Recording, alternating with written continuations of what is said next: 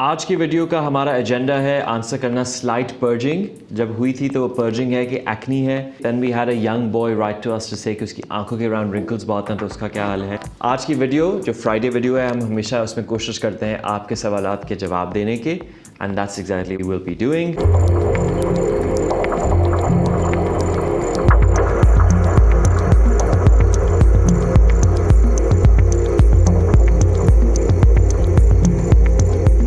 My name is Arsalan, मैं mail का founder हूँ। तो अगर आपके भी कोई सवाल हो, please don't feel shy to send it to us and we will be answering in our Friday video. Okay, so let's start with this young fellow. एक यंग बॉय ने हमें एक फ़ोटो भेजी अपनी, एंड ही सेड कि उसको wrinkles का concern है around the eyes, you know, and they asked if we have any solution for him.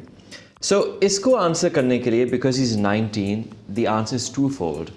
इसमें क्या एजिंग का मसला है, क्या एनाटॉमिकल है, etcetera. That's what I wanted to address. Now you see, male beauty की कुछ कैरेक्टरिस्टिक्स होती हैं, जिस तरह के प्रोमिनेंट ब्राउ बोन।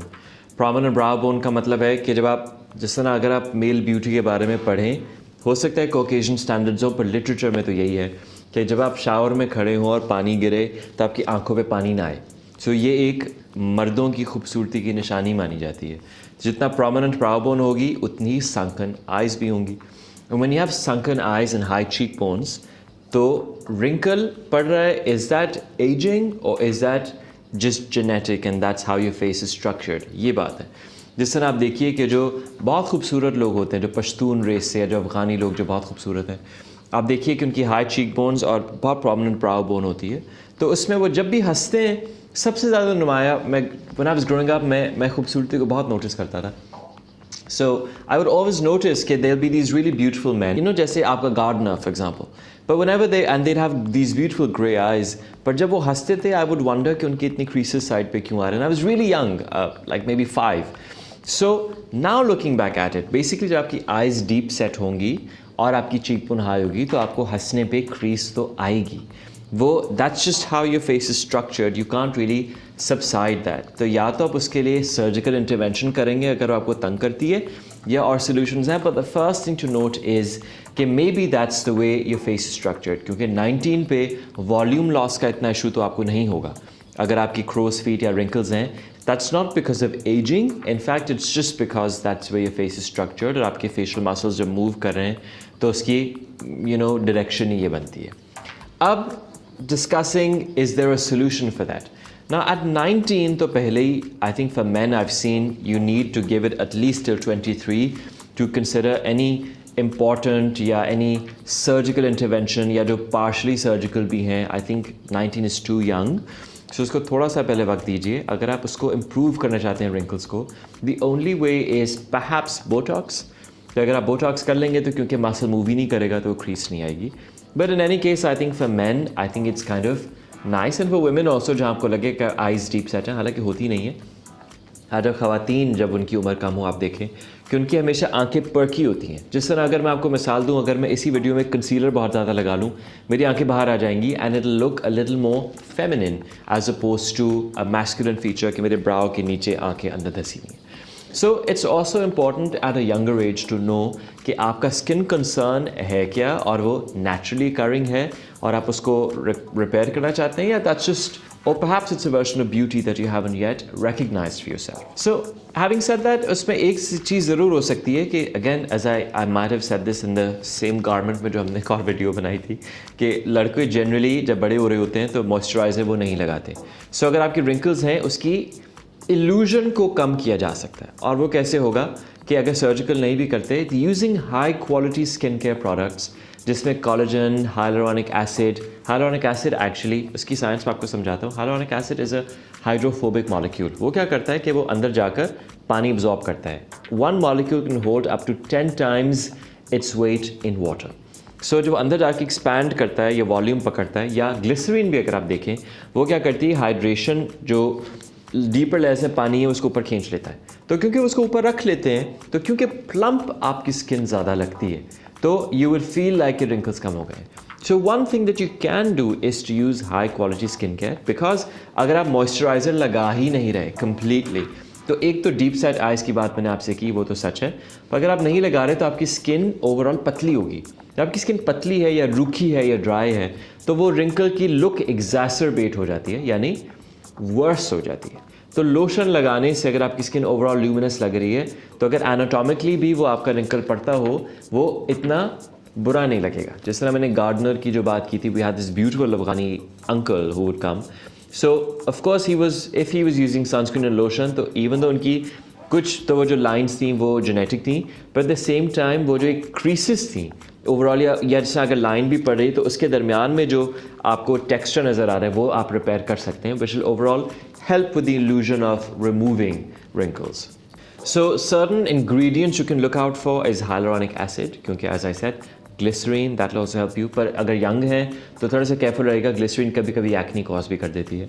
उसके अलावा मेट्रिक्सिल, अगर आप ओवर 22 हैं तो एजेंट्स लाइक मेट्रिक्सिल, ये जो पेप्टाइड्स हैं ये आपके उनको फिल करने में या ओवरऑल स्किन की प्लम्पनेस इन्हांस करने में आपको फ़ायदा देता है। और एक और भी collagen plus vitamin B5 combination, ये भी आपके ओवरऑल अगर आप देखिए कि कोलेजन सिंथेसिस को रोक देता है बेसिकली, तो ब्रेकडाउन को रोकता है, सो वो भी it's very good for your skin and wrinkles. But one more thing, एक और कॉम्बिनेशन आप यूज़ कर सकते हैं वो है कोलेजन प्लस B5, हमारे नाइट सीरम में है, और अगेन दैट आप यंग एज में भी कर सकते हैं because there is no exfoliating agent या कोई पेप्टाइड्स आपकी स्किन में कम पहले नहीं है, पर collagen B5 together collagen synthesis को रोकता है। What that means is आपका कोलेजन जब एज के साथ ब्रेक डाउन हो रहा होता है वो उसको रोकता है, उसको स्लो डाउन करता है, in fact improve skin texture. So overall जब स्किन को आप प्लम्पनेस देंगे तो रिंकल्स का इंप्रेशन भी कम हो जाएगा। Okay, so the next question we have from this lady who sent a photo of her skin and said मुझे आपके SPF 50 से पर्जिंग हो रही है और मैंने पहले यूज़ की थी एट माई रिलेटिव्स, वो काफ़ी पहले, एंड देन उस वक्त मुझे बहुत पसंद आई, but now it's too oily. So there's a video we've made on monsoon skincare. So एक तो, as I said, you have to adapt the same product to the right season. Let's say if you've used the SPF 50 cream in March और उसके बाद आप अभी use कर रहे हैं height of monsoon season, so उसका वज़न आपको ज़्यादा लगेगा. Even if formula is the same, you would feel that it's greasier. So please refer to that video, उसमें देखिएगा कि आपको लाइटर मॉइस्चराइजर्स आप यूज़ करेंगे इफ़ एट ऑल, या सिरम्स पर स्विच कर जाएं या फेस मिस्ट्स पर जो आप साथ साथ स्प्रिट्स कर सकते हैं to give your skin that hydration. Overall हवा में क्योंकि नमी बहुत ज़्यादा है तो आपकी स्किन को इतने मॉइस्चर की ज़रूरत नहीं रहती, वन, जिस तरह सर्दियों में क्योंकि हवा ड्राई होती है तो आपको चाहिए मॉइस्चर, यहाँ पर हवा में ऑलरेडी बहुत नमी है तो आपको ज़रूरत नहीं है। Plus at the same time breakouts का चांस मानसून में वैसे ही बढ़ जाता है बिकॉज ऑफ ह्यूमिडिटी, आपकी स्किन स्टिकी ज़्यादा लगती है। गर्मी में अगर उसके ऊपर है और धूप भी या पसीना भी आ रहा है तो chance of breakouts is a lot more.